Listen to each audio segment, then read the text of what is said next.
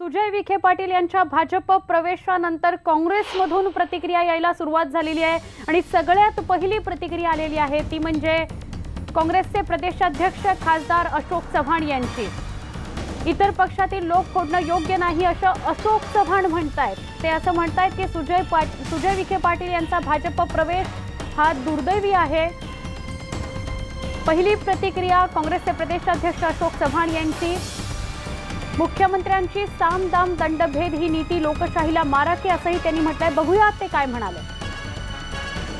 दुर्दैवी बाब आहे। भाजपने जोडतोड फोडचं राजकारण जे आहे, साम दाम दंडभेद, मुख्यमंत्र्यांची रणनीती पुन्हा तीच राहणार आहे आणि त्याच्यामध्ये साम दाम दंडभेदची जी भूमिका आहे ही दुर्दैवी आहे, लोकशाहीला मारक आहे। इतर पक्षातील लोक फोडाफोडी करून त्यांना घेणं हे उचित नाही असं माझं मत आहे। त्यामुळे त्यांचा हा निर्णय याचा मी निषेध करतो। लोकशाहीला मारक अशा प्रकारचं काम मुख्यमंत्र्यांनी इतर पक्षातील लोक हे त्यांना फोडायचं हा उद्योग काय उचित नाही असं माझं मत आहे।